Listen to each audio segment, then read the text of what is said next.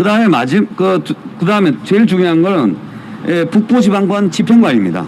이 집행관은 이 사람은 어떤 조치를 해야 되냐면 민사 집행을 하는 겁니다. 이건 대인적 집행이에요. 안 되면 어떻게 손해배상하면 돼요. 당신 때문에 내가 손해배상 이거 안 나오면서 내가 계속 손해가 봤으니까 그걸 하라는 거지. 그래서 그 집행관은 그걸 하게 되는 거예요. 그걸 하는 과정에서 인력이 부족하면 보조 인력을 좀 더 쓰는 것뿐이야.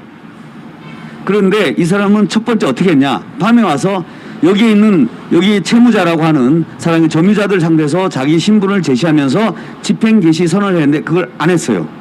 그냥 그 현장은 유튜브에 다 남아있죠. 어떻게 했습니까? 밤에 그냥 용역이 6.25 남침하듯이 그냥 남침을 한 거예요. 그렇게 하면 안 됩니다. 전쟁을 한다도 내가 전쟁을 개시한다고 선언하고 하는 겁니다. 그러면 여기 있는 사람들이 어떻게 되냐? 여기 있는 현행 점유자들이 사랑제일교회 물건에 대해서만 하는 거예요. 사랑제일 교인이 아닌 자들, 특별히 도로에 있는 거 있지 않습니까? 도로는 이 판결문 대상이 아니야. 근데 멀쩡한 도로에 있는 자동차에 포크레인 찍었어요.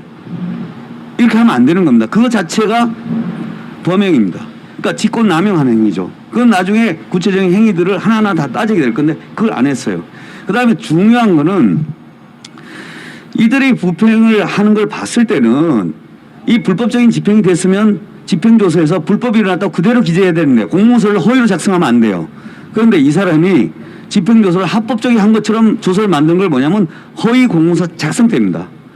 최근에 대법원 판례에서 그런 그 구청의 용역을 하는 과정에서 그렇게 했는데 자기는 모르고 했다라고 해서 2심에서 무죄였는데 대법에서 그걸 유죄로 뒤집었어요. 왜냐하면 그래서 이분의 행위, 이혼 발생 의무뿐만 아니라 여기 보시면 2013년 2013도 5752 판결에 이렇게 나옵니다. 이게 진실한 내용과 다른 문서는 공공의 신용을 위태롭게 할 경우에 해당된다.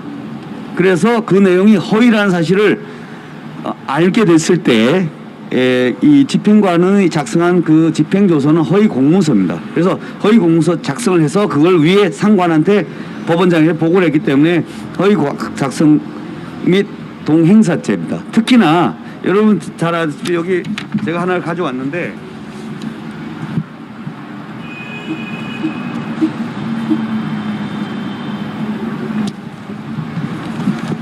자 보시면 이 집행관들이 자 용역을 구성할 때 민간인을 뽑았을 때 이렇게 보면 여기에 옷을 조끼를 하나 입힙니다.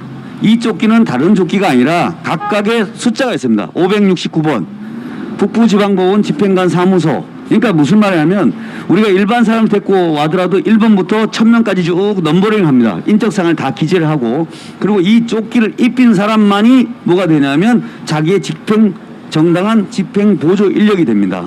그런데 이 사람은 엔트리 자기가 신고한 사람과 다른 사람을 데리고 온 거예요. 그래서 실제로 온 사람과 현장에 투입된 분은 뭐 중국 사람이라든가 뭐 외국에 있는 폭력 사범들 이런 사람을 데려갖고 일진들을 내세운 거예요. 그러니까 그 사람들 옷이 없잖아요. 그러니까 이 옷을 대량을 들고 와서 나눠주다가 걸린 거예요.